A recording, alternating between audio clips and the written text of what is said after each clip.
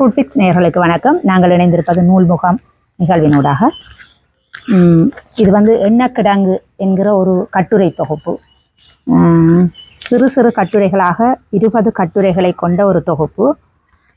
இந்த கட்டுரைகள் ஒரு சஞ்சிகையில் பணியாற்றிய காலத்தில் அந்த சஞ்சிகையின் ஆசிரியர் தலைப்பாகவும் அல்லது ஒரு கட்டுரை பகுதிக்காகவும் எழுதப்பட்ட கட்டுரைகளை கொண்ட தொகுப்பு தான். இது தரவுகளோ அல்லது அதிகமான ஆவணங்களையோ கொண்டவையாக இது இல்லை. ஆவணப்படுத்தலுக்காக எழுதப்பட்ட கட்டுரைகள் அல்ல. இது வெறுமனே ஒரு மன ஆற்றாமையின் வெளிப்பாடாக எழுதப்பட்ட கட்டுரை. சமூகத்தில் பார்த்த விடயங்களை கட்டுரைகளாக வெளிப்படுத்தியதும் அல்லது நாங்கள் அறிந்த சில சம்பவங்களை கட்டுரைகளாக தொகுத்ததும் தான் இந்த கட்டுரைகள் இருக்கிறது. அதாவது அன்பு,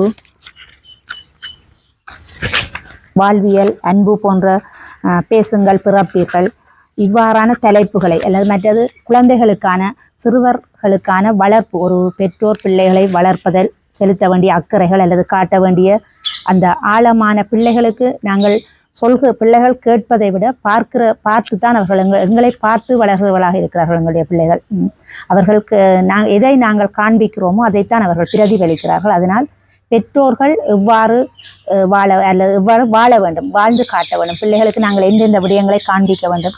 இன்றைய காலத்தில் அன்பு, அக்கறை, கனிவு, இரக்கம் போன்ற விடயங்கள் பிள்ளைகளிடம் மிக குறைந்து செல்கிற ஒன்றாக காணப்படுகிறது. சாதாரணமாக ஒரு பேருந்தில் பயணிக்கிற போது வயது முதிர்ந்த ஒருவர் நின்று கொண்டிருந்தால் பக்கத்தில் தலையை குனிந்து கொண்டே நிமிராமல் தொலைபேசியை நோண்டி கொண்டிருக்கிற ஒரு இளைஞனை அல்லது ஒரு யுவதியை காண்கிற காலமாக இருக்கிறது. உண்மையில் அவ்வாறான நிலைமைகள் மாற்றப்பட வேண்டும். அது பிள்ளைகளுக்கான அத்திவாரமிடுதலின் மூலம்தான் மாற்றப்படும். சிறு வயதிலேயே பிள்ளைகளுக்கு நாங்கள் சொல்லி வளர்க்க வேண்டும். பிள்ளைகள் எவ்வாறு வளர வேண்டும் என்பதை அவர்களுக்கு சொல்லி வளர்க்க வேண்டும். அது தவிர இளம் பெண்கள் இன்று தற்கொலைகள் அதிகரித்திருக்கிறது. ஊடகங்களின் அதிக செய்திகளாக இளம் பெண்கள் அல்லது இளைஞர்களுடைய மரணங்கள் அதிகமாக வருகின்றது. தைரியமில்லாத மனநிலை கொண்டவர்கள் தான் தற்கொலை என்கிற ஒரு முடிவை சாதாரணமாக எடுத்து விடுகிறார்கள். அந்த தைரியமான மனநிலையை நாங்கள் தான் எங்களுடைய பிள்ளைகளுக்கு கொடுக்க முடியும். எங்களுடைய வறுமையை அல்லது எங்களுடைய கஷ்டத்தை, எங்களுடைய வாழ்வியலை, நாங்கள் வாழ்ந்த வாழ்க்கையை எங்கள் பிள்ளைகளுக்கு கொடுக்காமலே நாங்கள் கடந்து வந்து விடுகிறோம். பிள்ளை எல்லாவற்றையும் சௌகரியமாக அனுபவிக்கட்டும் அல்லது எனக்கு கிடைக்காத எல்லாமே என் பிள்ளைகளுக்கு கிடைக்க வேண்டும் நினைக்கின்ற அந்த அதீத அன்பு என்று நாங்கள் நினைக்கிறோம். உண்மையில் அது அதீத அன்பல்ல. பிள்ளை எதையுமே பார்க்காமல் எதையுமே அனுபவிக்காமல் வளரட்டும் என்று நாங்கள் நினைக்கிறது அதீத அன்பு கிடையாது. அது அன்பே கிடையாது. உண்மையில் பிள்ளை உலகத்தை அல்லது தன்னை சுற்றியுள்ள சமூகத்தை புரிந்து கொள்ளுகிற போதுதான் அது தன்னம்பிக்கையும் தைரியம் உள்ள ஒரு பிள்ளையாக வளர்கிறது. அந்த பிள்ளைகள் தான் வாழ்க்கையில் தங்களுக்கு வருகிற அந்த துன்பங்களை, துயரங்களை எதிர்கொள்கிற மனநிலையை அல்ல அந்த மன சக்தியை பெறுகிறார்கள்.